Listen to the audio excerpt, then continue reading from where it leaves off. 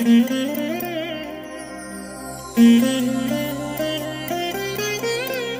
దినం పరము నుండి దిగివచ్చు మాట, ఇది నీ జీవితానికి వెలుగుల బాట, నీ ఒడిలో ఉంచబడిన దీవెనల మూట, అద్భుతాల ఆనంద ఊట.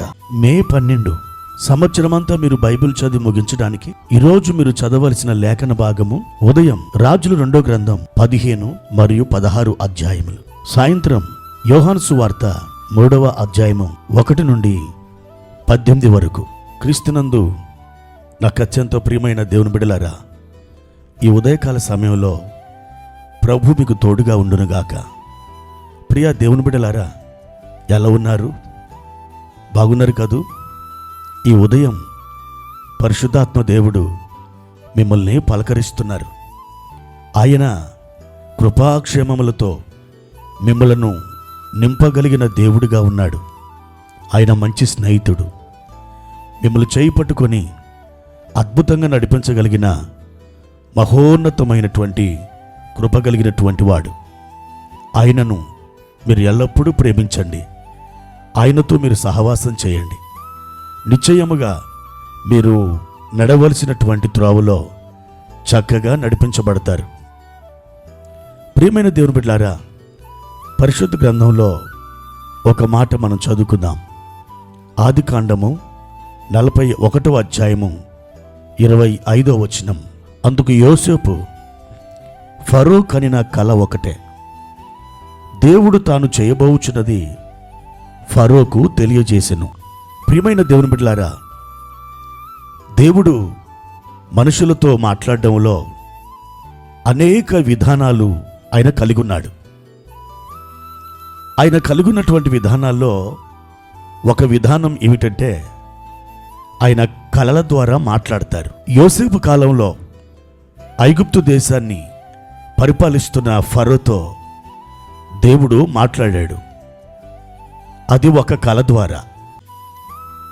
అతడు అద్భుతమైన కలగన్నాడు. ఆ కలలో దేవుడు తాను ఏం చేయబోతున్నాడో అనే విషయాన్ని చాలా తేటగా ఒక అన్యుడైనటువంటి రాజుకి తన సంకల్పాన్ని, తన ఉద్దేశాలని స్పష్టంగా తెలియచేశాడు. ఆ కల భావాన్ని చెప్పగలిగిన వాళ్ళు ఆనాటి ప్రపంచంలో ఏ శకునగాండ్రు కానీ, జ్యోతిష్కులు కానీ, గారడి విద్య కలిగినటువంటి వారు కానీ, జ్ఞానులు కానీ ఎవరు లేరు. ఒక చెరసాలలో ఉన్నటువంటి యువకుడు ఆ కలకు భావం చెప్పడానికి రప్పించబడ్డాడు. ఆ యువకుడి పేరు యోసేపు. యోసేపు ఫరో యొక్క ఆ కలను విన్న తర్వాత అతడు దానికి భావం చెబుతూ ఒక అద్భుతమైనటువంటి మాట దేవుని గురించి మాట్లాడుతున్నాడు. దేవుడు తాను ఏమి చేయబోతున్నాడో దానిని మీకు ముందుగా బయలుపరిచాడు. అవును దేవుని బిడ్డలారా, దేవుని యొక్క సంకల్పాన్ని యోసేపు ఫరో రాజుకి వివరిస్తున్నాడు. దేవుడు ఆ ఐగుప్తు దేశంలో ఆ ప్రజల కోసం ఏం జరిగించబోతున్నాడు, ఇదంతా కూడా ఆ కల ద్వారా దేవుడు బయలుపరిచాడు. ఒక అన్యుడైనటువంటి రాజుతో దేవుడు ఎలా వ్యవహరించాడో మీకు అర్థమవుతుంది కదూ. జరగబోతున్నటువంటి విషయాల్ని చాలా తేటగా ఫరోకి బయలుపరిచాడు. ఒక అన్యుడైనటువంటి రాజుతో దేవుడు జరగబోవు సంగతులను బయలుపరిచినప్పుడు మీతో నాతో మన జీవితాల్లో, మన కుటుంబాల్లో ఏమి సంభవించబోతుందో దేవుడు బయలుపరచడా? తప్పకుండా బయలుపరుస్తాడు.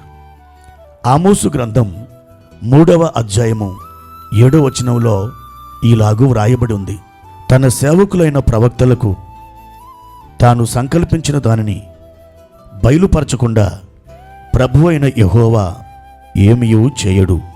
అవును దేవుని బిడ్డలారా, తప్పకుండా దేవుడు మనకి సకల విధములైన సంగతులను బయలుపరుస్తాడు.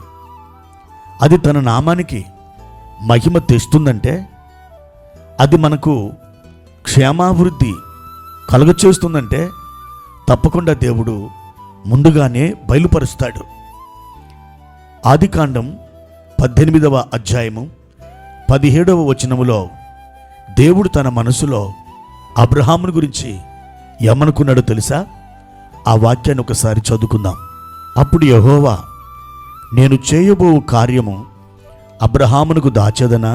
దేవుడు అనుకున్నాడు, నేను సొదొమ గొమొర్రా పట్టణాలకి ఎలాంటి శిక్ష, ఎలాంటి తీర్పుని నేను విధించబోతున్నానో నేను ఈ విషయాన్ని అబ్రహామునకు దాచుదునా? ఎంత మాత్రము నేను అలాగూ దాచలేను. అబ్రహాము నా యొక్క స్నేహితుడు. ఒక స్నేహితుడు మరొక స్నేహితునికి తన రహస్యాలు పంచుకున్నట్లుగా దేవుడు అబ్రహాముతో రహస్యాలు పంచుకుంటున్నాడు. ప్రియమైన దేవుని బిడ్డారా, మీరు కూడా దేవుని అడగండి, నా కుటుంబంలో, నా జీవితంలో, నా పిల్లల బ్రతుకులో, మా సంఘంలో, వ్యక్తుల జీవితాల్లో ఏమి సంభవించబోతుందో మా తండ్రి బయలుపరచుమని ప్రార్థించండి. తప్పకుండా దేవుడు మీకు బయలుపరుస్తారు.